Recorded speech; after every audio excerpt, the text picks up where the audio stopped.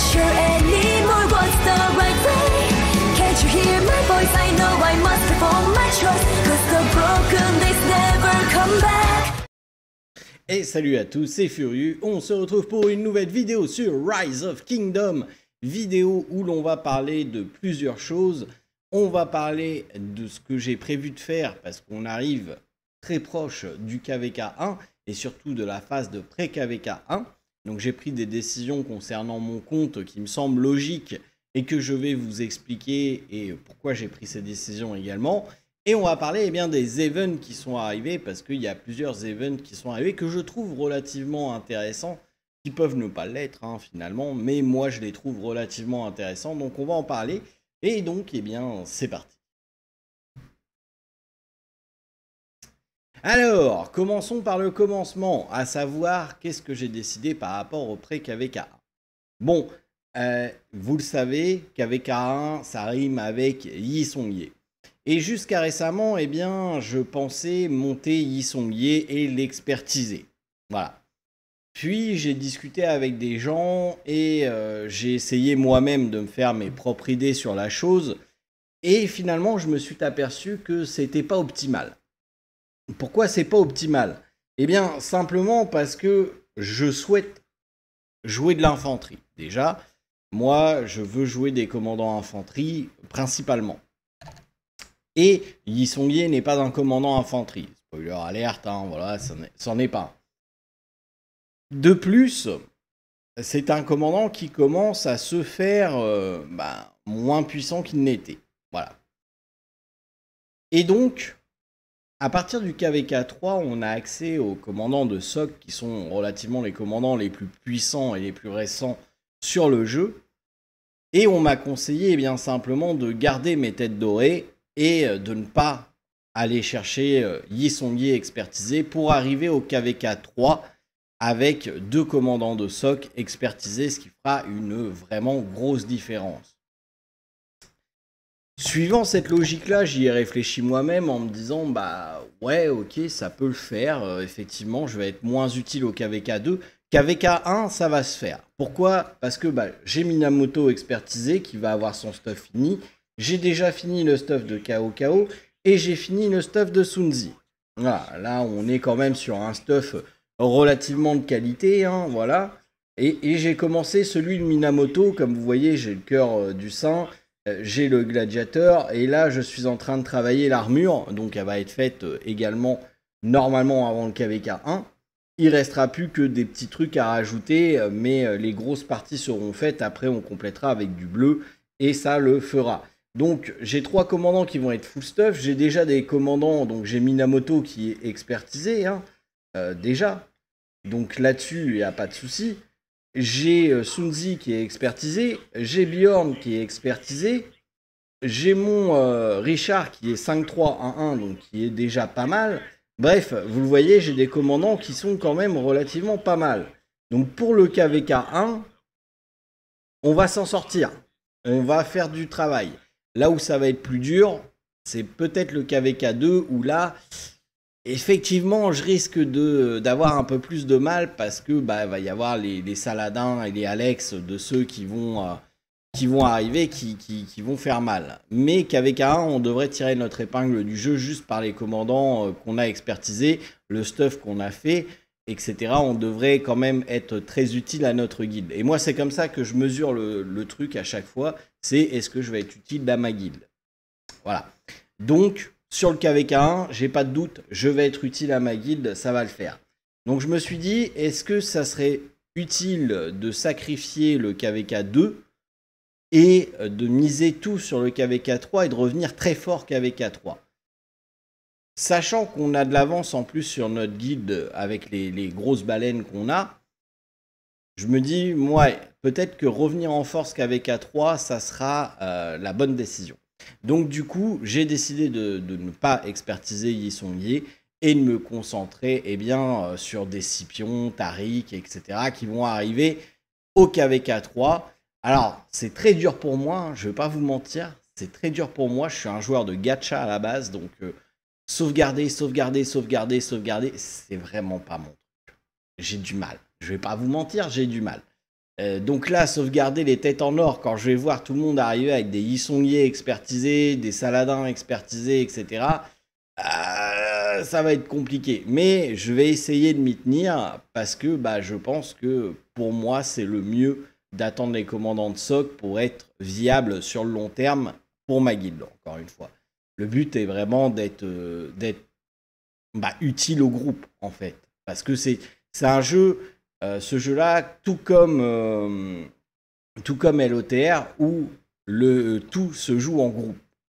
Donc voilà, c'est la grosse décision que j'ai prise, c'est que je vais skip les commandants, donc Yisongier et les commandants de KVK2 pour focus les commandants de SOC, ce qui fait que peut-être que mon compte sera plus faible lors du KVK2, mais au moins KVK3, on reviendra en force et très fort. Ensuite, parlons des événements. Actuellement, on a un événement qui est la roue d'Esmeralda, qui est plutôt sympathique, hein. Y a des choses intéressantes à récupérer. Bon, j'ai déjà eu un spécial à 2000, mais il y a un plan à aller chercher. Il y a beaucoup de matériaux mauves à aller chercher. Il y a des têtes en or à aller chercher. Je le trouve plutôt sympa. Alors, vous le voyez, j'ai dépensé quelques trucs dessus. Alors, d'ailleurs, on peut se faire des petits trous. Alors, c'est parti, allons-y. Voyons voir ce qu'on va avoir. Ok, nickel.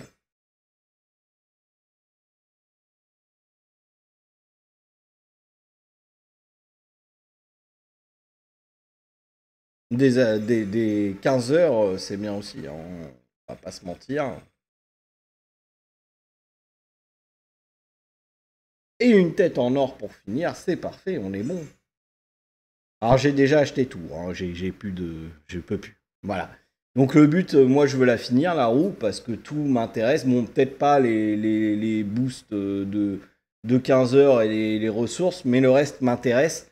Donc, si je peux aller chercher tout, voilà, je vais le faire. Je vais le faire. Donc, je le trouve intéressant, surtout que là, eh bien, hop, on vient de récupérer encore 10 têtes en or. Donc, ça, c'est plutôt pas mal. Notre stock de têtes en or augmente relativement fort. Là, on a un 10 fragments de plan légendaire à aller chercher. Et c'est pas mal parce que, personnellement, alors je sais pas si c'est parce que j'ai pas de luck ou pas. Si vous êtes plus vieux sur le jeu, vous pouvez me le dire. Mais j'ai quand même pull pas mal. Et j'ai absolument jamais eu de plan légendaire. Jamais, hein. Franchement, je n'ai jamais eu de plan légendaire. Donc voilà, c'est bizarre. C'est bizarre, mais j'en ai jamais eu. Donc si je peux aller récupérer 10 fragments de plan légendaire, déjà, ça sera pas mal. Parce que là, les bots en tant que tels, les bots mauves, voilà, et ça va donner plus 5,5 de défense à l'infanterie et du dégât sur les barbares. C'est pas génial, hein. Quand on compare à ce que j'ai déjà, qui sont ceux-là, on va gagner 1,5%, mais encore, là c'est de la santé et pas de la défense, donc c'est pour moi mieux. Et au lieu d'avoir le dégât, c'est le gain d'XP sur les barbares, qui est pour moi plus intéressant. Donc, je sais pas si ça fait vraiment un gros up, hein.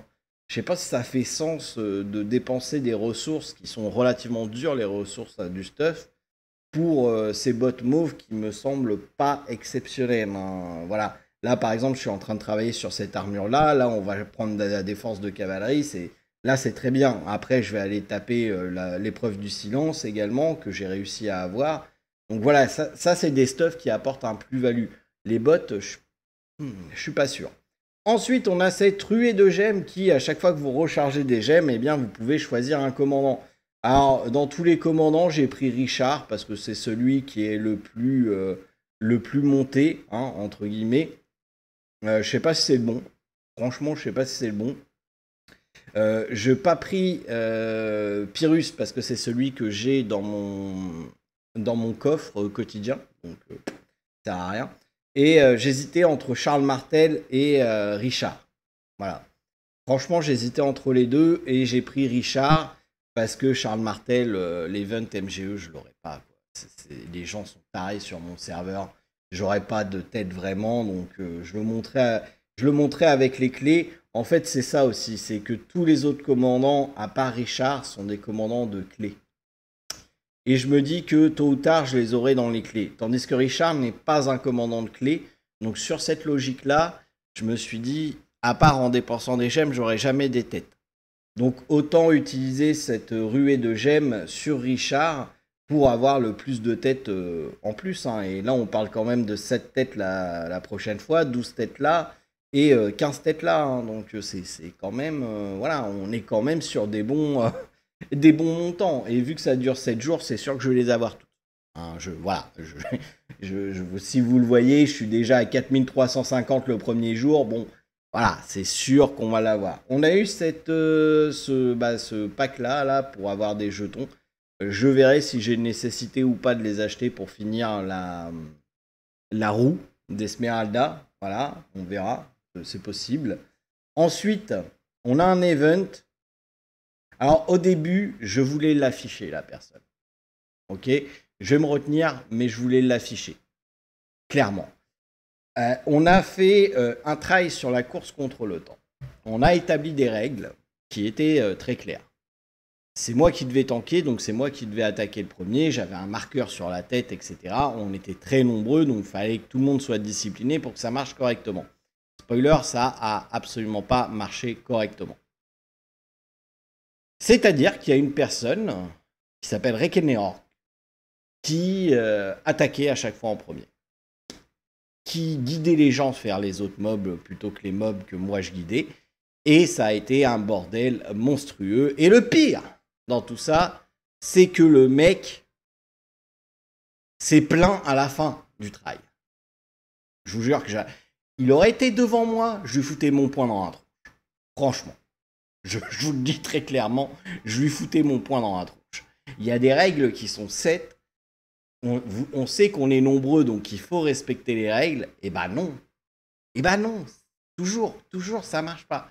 Donc bah on va refaire un try plus tard. Je le recorderai. Et je vous montrerai le try qui sera bien fait. On va le faire en plus petit groupe avec des gens qu'on sait qui respectent les règles. Et ça va aller tout seul. Mais ce try là, il était horrible. Horrible. Franchement, c'était du n'importe quoi. Et notamment à cause de ce mec-là qui ne suivait pas les règles et qui attaquait, qui faisait en sorte de diriger les troupes alors que on avait des troupes réduites. Hein, donc il ne pouvait pas tanker. Hein. Il ne pouvait pas tanker les mobs. Et il n'y avait que moi qui avait une grosse troupe pour justement pouvoir tanker les mobs.